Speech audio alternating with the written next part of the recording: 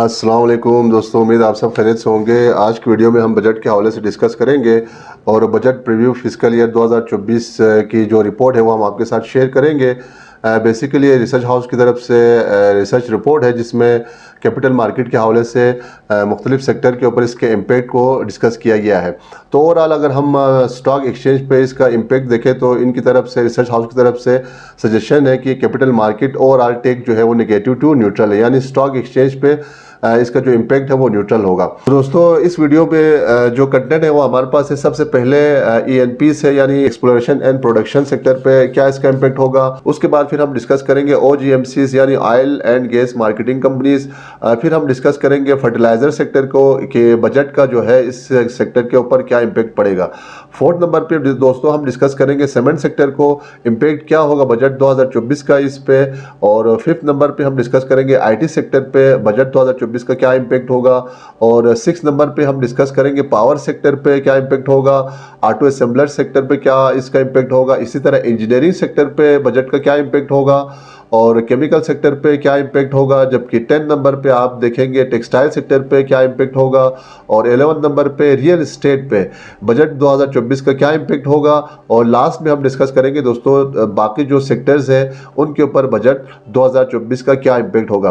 तो चले दोस्तों हम टॉपिक की तरफ, पॉइंट्स की तरफ और सेक्टर की तरफ चलते हैं।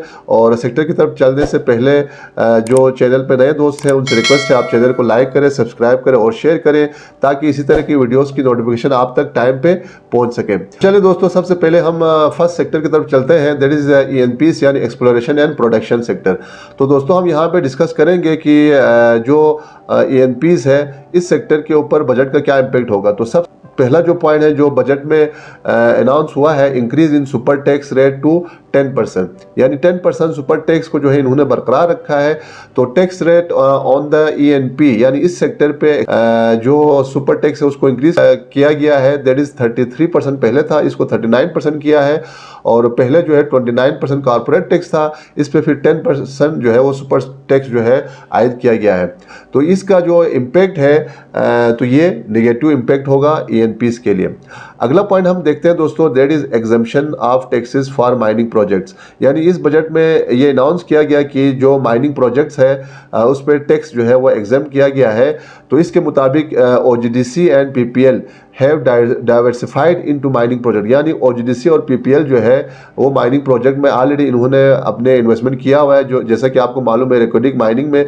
तो इसका जो इम्पैक्ट है वो OGDC और PPL के लिए पॉजिटिव इम्पैक्ट होगा। एक्सप्लोरेशन एंड प्रोडक्शन सेक्टर पे ओवरऑल इम्पैक्ट देखें बजट का तो that is negative to neutral, यानी नेगेटिव से न्यूट्रल की तरफ होगा।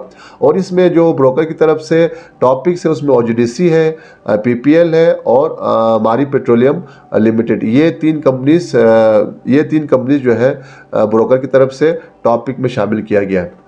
उसके बाद दोस्तों हम अगले सेक्टर की तरफ चलते हैं। सो दैट इज OGMCs यानी oil and gas marketing companies.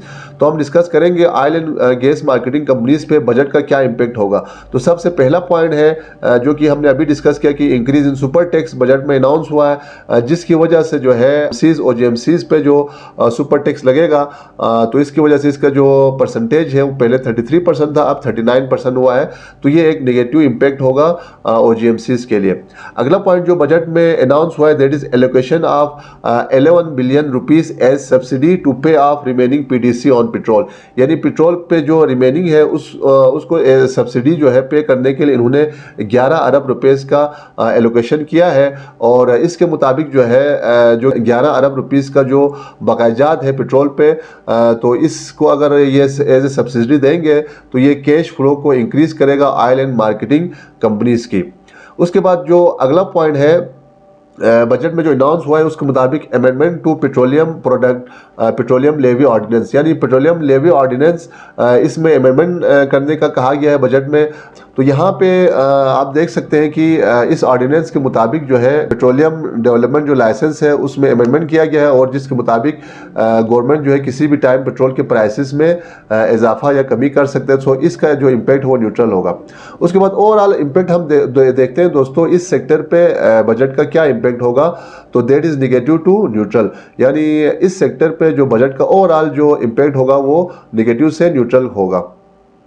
उसके बाद अगले पॉइंट की तरफ जाने से पहले अगर हम बात करें जो टॉपिक्स है ब्रोकर हाउस की तरफ से, तो ज़्यादा जो बेनिफिशियरी है इस बजट का वो सुवी नदन गैस पाइपलाइन लिमिटेड है। अगले सेक्टर की तरफ चलते हैं दोस्तों कि इस सेक्टर के ऊपर बजट का क्या इम्पैक्ट होगा, दैट इज़ फर्टिलाइजर सेक्टर। तो फर्टिलाइजर सेक्टर पे बजट का क्या इम्पैक्ट होगा ये हम ज़रा डिस्कस करते हैं। तो सबसे पहले जो बजट में अनाउंस हुआ है सुपर टैक्स का, आप देख रहे हैं कि इसका सुपर टैक्स का हर सेक्टर पे जो है वो इम्पैक्ट कर रहा है। तो आपको पता है कि 10% जो सुपर टैक्स है उसकी वजह से फर्टिलाइजर सेक्टर के ऊपर भी नेगेटिव इम्पैक्ट पड़ेगा। अगला पॉइंट जो बजट में अनाउंस हुआ है that is government sets aside subsidy for fertiliser plants, यानी फर्टिलाइजर प्लांट्स के लिए गवर्नमेंट ने सब्सिडी एलोकेट किया है। तो इस सब्सिडी के मुताबिक फर्टिलाइजर प्लांट्स के लिए 30 अरब रुपए का सब्सिडी अनाउंस हुआ है फिस्कल ईयर 2024 का, और इसके ज़रिए जो है गवर्नमेंट इंश्योर करेगा स्मूथ सप्लाई ऑफ गैस, ताकि यूरिया जो है उसकी प्रोडक्शन मुसलसल जारी रहे। तकरीबन इसकी एक्सपेक्टेशन है 545 kilo ton of urea produce करने का। तो इसका जो इम्पैक्ट है इस सेक्टर के ऊपर वो न्यूट्रल होगा इस पॉइंट का। अगले पॉइंट की तरफ चलते हैं दोस्तों। So that is increase in allocation of agriculture loans from PKR 1800 billion to PKR 2250 billion, यानी इस सेक्टर में यानी एग्रीकल्चर जो लोन पहले 1800 अरब रुपए का था अभी 2250 अरब का कर दिया है, जिसकी वजह से इस सेक्टर के ऊपर काफ़ी पॉजिटिव इम्पैक्ट पड़ेगा। तो इसकी वजह से जो लोन्स इंक्रीज करेगा, जाहिर सी बात है इससे फर्टिलाइजर सेक्टर में एक ग्रोथ हमें नजर आएगा। तो इसका जो इम्पैक्ट है वो पॉजिटिव होगा फर्टिलाइजर सेक्टर के लिए।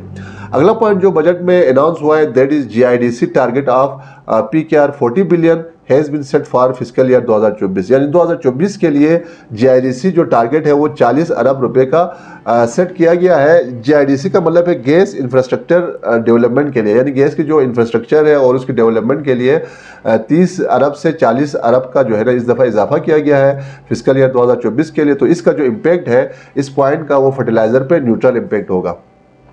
उसके बाद देखते हैं दोस्तों अगला पॉइंट जो बजट में अनाउंस हुआ है that is subsidy on import of urea, यानी गवर्नमेंट ने अनाउंस किया कि यूरिया की जो इंपोर्ट है उस पर सब्सिडी का अनाउंस किया है।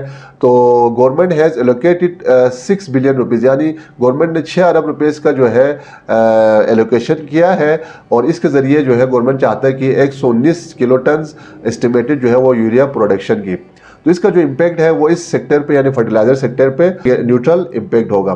तो टोटल इम्पैक्ट फर्टिलाइजर पे जो बजट का होगा that is negative to neutral, यानी इस सेक्टर पे ओवरऑल जो बजट का इम्पैक्ट है वो न्यूट्रल होगा। और टॉपिक्स जो इसमें शामिल है वो एग्रो कॉर्पोरेशन है और फौजी फर्टिलाइजर कंपनी लिमिटेड शामिल है। अगले सेक्टर की तरफ चलते हैं दोस्तों, बजट का क्या इम्पैक्ट होगा। तो सेक्टर हमारे पास है सीमेंट। तो सीमेंट के ऊपर क्या इम्पैक्ट होगा सबसे पहले हम डिस्कस करते हैं कि बजट में क्या अनाउंसमेंट हुआ है। दैट इज 950 बिलियन रुपीस, यानी 950 अरब का गवर्नमेंट ने एलोकेशन पीएचडीपी के लिए, जो कि प्रीवियस ईयर में जो है 727 अरब का था। तो पब्लिक सेक्टर जो डेवलपमेंट प्रोग्राम है उसके लिए गवर्नमेंट ने 950 बिलियन रुपीस का जो है एलोकेशन किया है। और इसमें जो ज़्यादा एक्टिव सेक्टर होगा वो एनएचए होगा, क्योंकि 161 बिलियन जो है वो एनएचए के पास होगा, जिसकी वजह से सीमेंट और स्टील की डिमांड में इजाफा हो सकता है। तो इस पॉइंट का जो है सीमेंट के ऊपर पॉजिटिव इम्पैक्ट पड़ेगा। अगला पॉइंट है जो बजट में अनाउंस हुआ, there is allocation of 200 billion rupees through PPP, public private partnership के तहत जो है गवर्नमेंट ने 200 अरब रुपीस का फंड जो है वो एलोकेट किया है, जिसकी वजह से जाहिर सी बात है ये सीमेंट की डिमांड में इजाफा करेगा। तो इस पॉइंट का भी सीमेंट के ऊपर पॉजिटिव इम्पैक्ट पड़ेगा। अगला पॉइंट जो बजट में डिस्कस किया है that is super tax at 10%, क्योंकि हमने देखा कि सुपर टैक्स जो है हर सेक्टर को इफेक्ट कर रहा है। तो इसका जो इम्पैक्ट है वो भी सीमेंट सेक्टर पे जो है कुछ खास अच्छा नहीं होगा, बल्कि नेगेटिव इसका इम्पैक्ट होगा। जैसे कि आप देख रहे हैं कि सीमेंट सेक्टर की जो अर्निंग्स है इसको 9% तक ये कम कर सकता है। अगला पॉइंट देखते हैं दोस्तों, ओवरऑल जो इम्पैक्ट है बजट का इस सेक्टर के ऊपर वो न्यूट्रल टू पॉजिटिव है, यानी सीमेंट सेक्टर के ऊपर बजट का ओवरऑल जो इम्पैक्ट होगा वो पॉजिटिव इम्पैक्ट होगा। और इसमें ब्रोकर की तरफ से जो टॉपिक्स है इसमें मेपल लीफ सीमेंट फैक्ट्री है, लकी सीमेंट है और फौजी सीमेंट शामिल है। अगले सेक्टर की तरफ चलते हैं दोस्तों कि बजट का इसके ऊपर क्या इम्पैक्ट पड़ेगा। सो that is information and technology sector, यानी आईटी सेक्टर के ऊपर बजट का क्या इम्पैक्ट होगा। तो सबसे पहले अगर हम डिस्कस करें, गवर्नमेंट ने अनाउंस किया continuation of concession with fix rate for IT sector, यानी आईटी सेक्टर के लिए गवर्नमेंट ने जो है कंसेशन जो है वो फिक्स रेट पे इसको कंटिन्यू करने का कहा है। और ये जो फिक्स रेट है वो 0.25% है और इसको 2024-2026 तक गवर्नमेंट जो है इसको लेके जाना चाहते हैं। और दूसरी बात ये कि इससे क्या होगा कि सेल टैक्स विड्रॉन किया जाएगा, तो इसका जो इम्पैक्ट पड़ेगा सेक्टर के ऊपर वो पॉजिटिव इम्पैक्ट पड़ेगा। अगला पॉइंट जो बजट में अनाउंस हुआ, that is increase in business turnover limit. Business की जो टर्न ओवर लिमिट है इसको इंक्रीज किया गया। इसके नतीजे में ज़्यादा कंपनी जो है वो कंसेशन के लिए अप्लाई कर सकेंगे, क्वालिफाई कर सकेंगे, और इसकी वजह से आईटी सेक्टर का जो मार्जिन है वो इम्प्रूव करेगा। तो इस पॉइंट का भी सेक्टर के ऊपर पॉजिटिव इम्पैक्ट पड़ेगा। अगला पॉइंट जो बजट में अनाउंस हुआ है, that is extension in concession tax rate of 20% instead of 39% on advances from banks. यानी इसमें कहा गया कि जो पहले 39% जो एडवांस टैक्स था उसको कम करके 20% किया गया है। तो टैक्स रेट को जायज़ बात है 20% तक कम करना जो है अच्छी बात है। मजीद 2 साल के लिए गवर्नमेंट इसको एक्सटेंड करना चाहते हैं, तो इससे जो है बैंक से जो लोन लेने की जो क्वांटम यानी मकदार है उसमें इजाफा हो सकता है और सेक्टर के ऊपर इसका भी पॉजिटिव इम्पैक्ट पड़ेगा। अगला जो पॉइंट है वो बजट में अनाउंस हुआ है, removal of regulatory duty. Regulatory duty जो आईटी सेक्टर है इस पे हटाने का गवर्नमेंट ने कहा है, और इस ड्यूटी के हटाने की वजह से आईटी जो इक्विपमेंट है इस पे जो ड्यूटी हटाया गया है, इसकी वजह से सेक्टर की जो कैश फ्लो है उसमें उस पर पॉजिटिव इम्पैक्ट पड़ेगा। तो यहाँ पे भी इस पॉइंट का पॉजिटिव इम्पैक्ट होगा पूरे सेक्टर के ऊपर। और टोटल ओवरऑल अगर हम इम्पैक्ट देखें बजट का इस सेक्टर के ऊपर, सो दैट इज पॉजिटिव। तो ये एक वाहिद सेक्टर है जिसके ऊपर बजट का एक पॉजिटिव इम्पैक्ट पड़ेगा। अगले सेक्टर की तरफ चलते हैं।